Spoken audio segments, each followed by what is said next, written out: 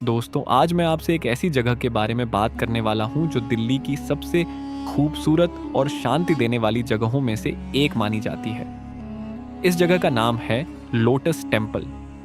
हो सकता है आप में से बहुत लोगों ने इसका नाम पहले सुना हो, कई लोगों ने इसकी तस्वीरें भी देखी हों और कुछ लोग ऐसे भी होंगे जो शायद वहां जाकर आ भी चुके होंगे। लेकिन अगर आपने सिर्फ फोटो देखी है तो सच बताऊं, असली मजा तो तब आता है जब आप वहां खुद जाते हैं, उस माहौल को महसूस करते हैं और वहां की शांति को अपने अंदर उतरते हुए महसूस करते हैं।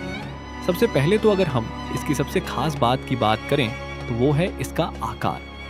यह मंदिर कमल के फूल की तरह बना हुआ है। कमल का फूल भारत में बहुत पवित्र माना जाता है। इसी वजह से इस मंदिर का डिजाइन कमल के फूल जैसा बनाया गया। जब आप दूर से इस मंदिर को देखते हैं तो ऐसा लगता है जैसे कोई बहुत बड़ा सफेद कमल का फूल जमीन पर खिल गया हो। इसकी सफेद पंखुड़ियां सूरज की रोशनी में चमकती हैं और देखने में इतनी सुंदर लगती हैं कि लोग पहली बार देखकर ही हैरान रह जाते हैं। अब थोड़ा इसके इतिहास के बारे में भी बात कर लेते हैं। इस मंदिर को बनाने का काम 1980 के दशक में शुरू हुआ था और इसे 1986 में लोगों के लिए खोल दिया गया।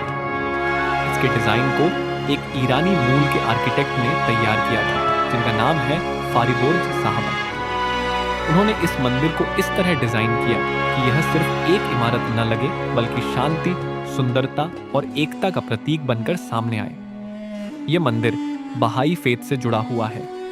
इस धर्म की सबसे खास बात यह है कि यह दुनिया के सभी धर्मों को एक मानता है और यह सिखाता है कि इंसान चाहे किसी भी धर्म, जाति या देश से हो, सभी एक ही मानव परिवार का हिस्सा हैं। इसी सोच को ध्यान में रखते हुए इस मंदिर को इस तरह बनाया गया है कि यहाँ किसी भी धर्म का व्यक्ति आ सकता है, चाहे वह हिंदू हो, मुस्लिम हो, सिख हो, ईसाई हो या किसी भी दूसरे धर्म का मानने वाला हो, सभी के लिए यहाँ दरवाजे खुले रहते हैं। एक और खास बात जो इस मंदिर को बाकी मंदिरों से अलग बनाती है वह ये है कि यहाँ अंदर कोई मूर्ति नहीं होती। आमतौर पर जब हम मंदिरों में जाते हैं तो वहाँ भगवान की मूर्ति होती है, पूजा होती है, घंटियाँ बजती हैं, मंत्र पढ़े जाते हैं। लेकिन यहाँ ऐसा कुछ नहीं होता। यहाँ बस शांति होती है। लोग अंदर बैठते हैं, ध्यान लगाते हैं, प्रार्थना करते हैं और कुछ समय के लिए अपने मन को शांत करते हैं। अगर आप कभी वहाँ गए हों तो आपने ये भी देखा होगा कि अंदर बिल्कुल सन्नाटा होता है। लोग धीरे धीरे चलते हैं, धीरे धीरे बैठते हैं और कोई शोर नहीं करता।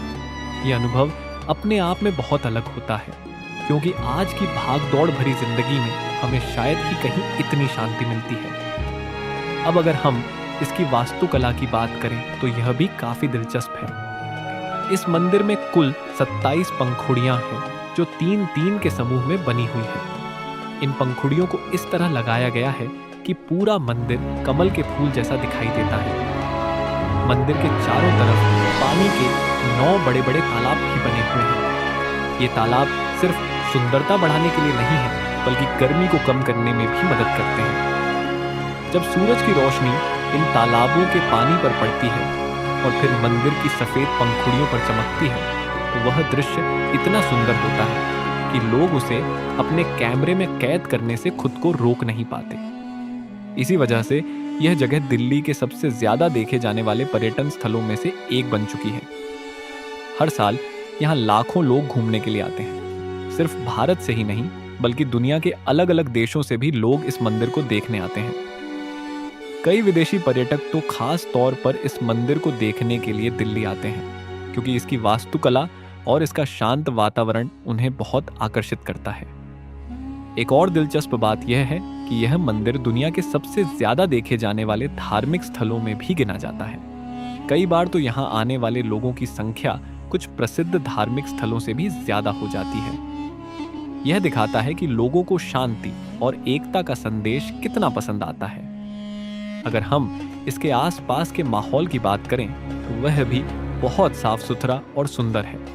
यहाँ बड़े बड़े हरे भरे लॉन हैं, पेड़ पौधे हैं और बैठने की जगह है जहाँ लोग आराम से बैठकर प्रकृति का आनंद ले सकते हैं। कई लोग तो यहाँ सिर्फ थोड़ी देर शांति से बैठने के लिए आते हैं। दिल्ली जैसे बड़े और भीड़ भाड़ वाले शहर में जहाँ हर समय ट्रैफिक, शोर और भाग दौड़ रहती है, वहाँ इस तरह की शांत जगह का होना सच में बहुत खास बात है। जब कोई व्यक्ति यहाँ कुछ समय बिताता है तो उसे ऐसा महसूस होता है जैसे वह शहर के शोर से दूर किसी शांत दुनिया में आ गया हो। अगर आप पहली बार इस मंदिर में जाते हैं तो आपको प्रवेश से पहले कुछ नियम भी बताए जाते हैं, जैसे कि अंदर मोबाइल फोन को साइलेंट रखना होता है, ज्यादा शोर नहीं करना होता और अनुशासन बनाए रखना होता है। इन नियमों का मकसद बस इतना है कि वहाँ की शांति बनी रहे और हर व्यक्ति उस माहौल का आनंद ले सके। कई लोग यहाँ ध्यान लगाने के लिए भी आते हैं। आजकल मानसिक तनाव बहुत बढ़ गया है।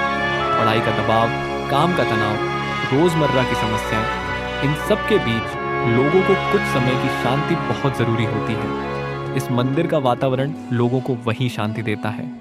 तो दोस्तों, यही था इस खूबसूरत और प्रेरणादायक जगह के बारे में मेरा विचार।